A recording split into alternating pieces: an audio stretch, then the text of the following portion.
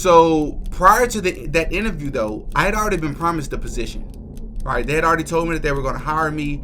I just needed to meet the bosses. So I didn't even know this man. This is our first time meeting in person, and he waited till the end of the interview to tell me this.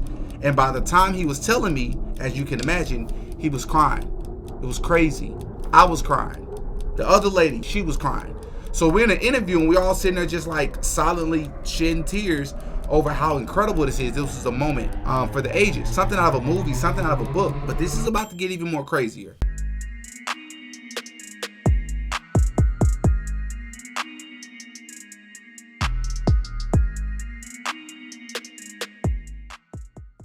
Oh yeah, Diddy got a podcast.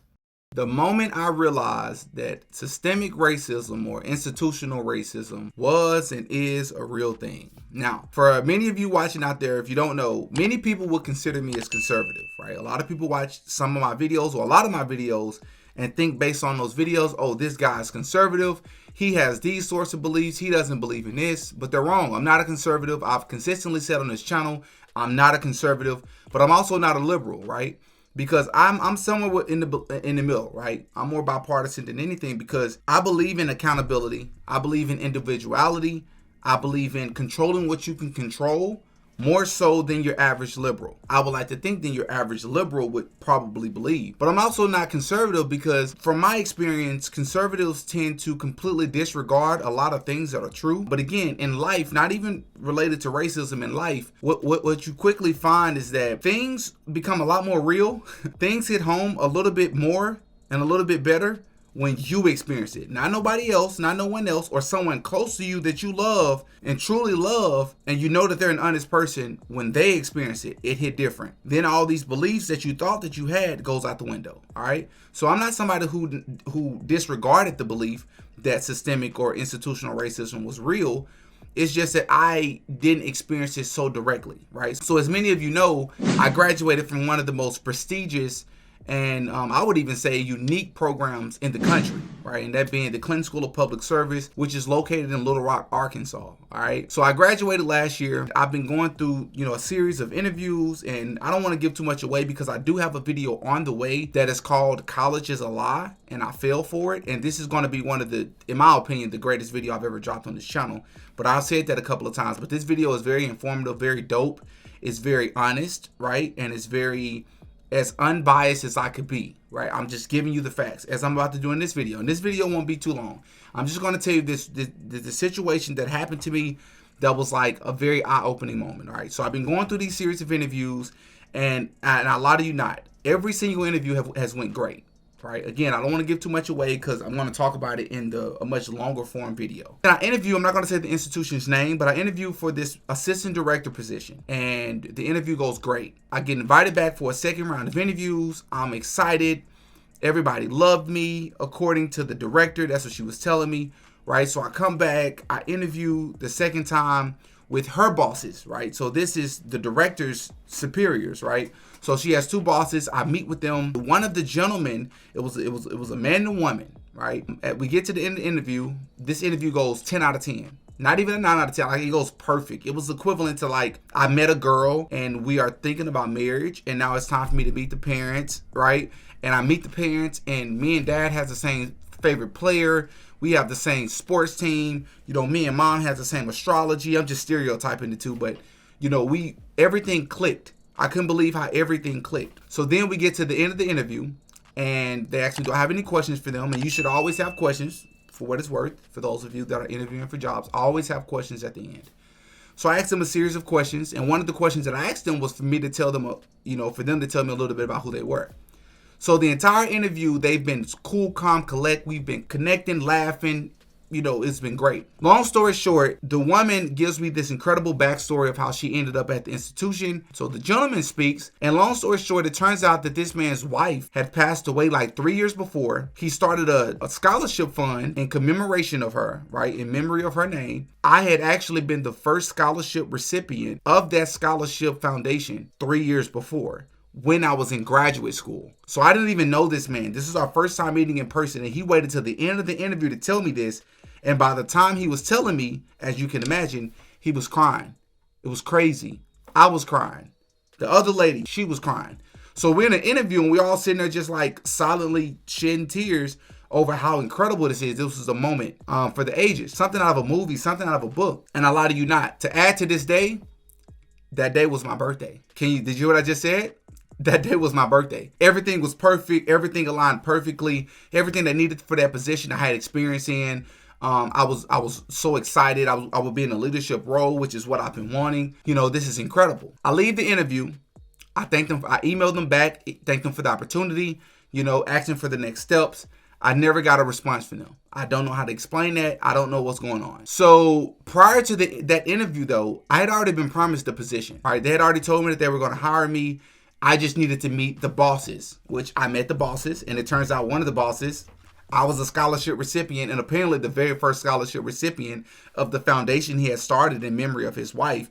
So it was like perfect. So a week go by, I'm waiting to hear back from him. And finally, that following Tuesday, I get a phone call and it's the director. And she calls me. I'm excited. I take a deep breath before I answer because this is the moment, right? I went to graduate school. I'm about to be hired. And I get on the phone. I go, hello. And she goes, hi, Demetrius. This is such and such. I'm not going to say her name. And she sounded very down. And I was like, hey, good to hear from you. Is everything okay? And she's like, yeah, everything's all right. I was just calling to tell you we decided to go with a different candidate for the position. And I had many interviews before that. All of them went great. But this was the first time that I had literally been told that I was basically hired before the interview with the bosses. And then I got that phone call. I felt a lot of different emotions, but I felt confused more than anything else. What do you mean? You told me that I was hired. I just needed to meet with them. And you said they basically wanted to verify that I was everything that you said I was. And that happened and then some, right? Can't really explain what happened. Well, what happened next? She then recommended that I apply for a couple of other positions that were at the institution. But these positions were very, very low ranking positions. And yes, they're important, but I have a master's degree and I'm looking for a leadership role. And she offered me positions that, I think like 20-year-olds would take fresh out of their bachelor's program. You know what I'm saying? But like that was confusing. I didn't get it. And I'll be honest with you, I shedded a few tears over that situation. Only because I had pretty much been told I was hired and I was prepared, right? I was telling the people around me like this might be it. And then that happened. And apparently this is a more common thing than not, but this is about to get even more crazier. About a month later, I'm in a coffee shop and I see a friend that I actually went to undergraduate with. We're talking and I'm working on my video for College is a Lie, the video I mentioned at the very beginning of this video. I'm working on that and I let her see the very beginning of the video. And I'm like, hey, what do you think about this? And she's like, bro, your editing skills are incredible. And I was like, well, thank you. That's not what I meant. What do you think about my experience? You and I went to college together. What do you think about my experience since graduating? And she's like, to be honest with you, I'm very surprised. You're one of those people I would think would be hired right away coming out of graduate school, this, that, and the third. And she goes, hey, what was the name of the position that you applied for at such and such institution? And I said, oh, I applied for the assistant director of such and such department or whatever. And she goes, I know the girl. And I jumped back and I'm like, what do you mean you know the girl? What girl? And she's like, the girl that they hired for the position. I know her. And I was like, oh, okay. And she was like, but real quick, why did they tell you that they didn't hire you? And I said, I ended up emailing the male director that started the Scholarship Foundation, who's an Indian man, by the way. And the woman that was there present was a white female, just for background purposes. And I emailed them and I asked them, hey, the director just called me and told me I didn't get the position. I'm devastated, but I understand this is part of the process. Do you mind providing me some feedback? And he responded to me and told me that he really didn't have any feedback for me because I really did an amazing job. And I was perfect for the position, but this was just one of those moments where somebody else just had more experience than me and there was nothing more that I could do. And I was like, okay. So when I'm telling my friend this in the coffee shop, she's frowning like, so I'm so eager to know why she's frowning. And I get done and I'm like, okay, why are you, just curious, why are you frowning? She said, Demetrius, that doesn't make sense. And I was like, what do you mean? She goes, well, I know the girl and she doesn't have more experience than you. And I said, okay. She goes, well, this is how I found out. My husband was out of town. Before he came back, there's this girl I know that was on social media that detailed cars. And I asked her if she would detail my husband's car as a coming home present. When she came over to the house to detail his truck, I asked her how the detailing business had been coming along. She said that it had been coming along great, but she had just been hired for this other position that she didn't even think she was going to get hired for. And I was like, oh, what's the position for? And she said, it's the assistant director position, Demetrius, that you applied for. She said she's never had any experience, anything that they needed.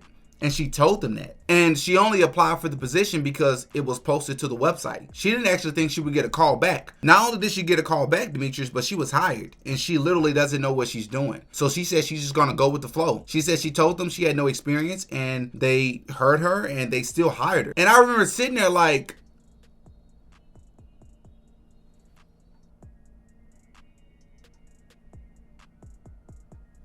I couldn't believe it. I said, what does she look like? She said, Demetrius, she's a young white female. Every single position that I had not been hired for, just being honest and transparent, every single one except for one position, a white person was hired in place of me. A lot of you are going to watch this and say, well, how do you know it had anything to do with race? You tell me what it had to do with. I was qualified for the position. I had an amazing first interview, an amazing second interview. I was told that I was basically hired. I have connections to the superior guy. They tell me I don't get hired after all of that. And I was told I wasn't hired because the person they hired had more experience than me. So there was nothing more that I could do. The person that they hired had no experience whatsoever. They didn't know what they were doing for the role. So you tell me, what do you think? You hop in the comment section and y'all let me know what y'all think. I applied for dozens of jobs. I interviewed for several of them. Every single one, so 99.9% of all the jobs, a white person was hired for the position. That was not the only position, but that was the one I definitively found out for myself without even trying, that the person didn't even have more experience than me. How does that work? Y'all hop in the comment section and y'all let me know what y'all think about this situation, man. Systemic racism and institutional racism is a real thing. And whether I choose to accept it, whether you choose to accept it or not, there are many people out here that are completely underqualified for positions that are given chances every day that do not look like me. Far more often than people who are given chances that are underqualified for positions that look like me. And that's the truth. Bro, they're hiring people that they can relate to. They're hiring people that don't intimidate them. They're hiring people that are culturally similar to them, that have similar upbringings to them. They're hiring people they're not afraid of. And more times than not, people that are in power, as we know, are white people. I'm not saying all white people are racist. That's not the point of this video. But the truth is they're hiring more people that they relate to and they're more comfortable with, which excludes many other people from different diversities and backgrounds. That's facts. Y'all make sure y'all hit that like button, hop in the comment section, let me know what you think. And yo, ask me about my podcast, man. Until next time. Peace. Oh yeah, Diddy got a podcast.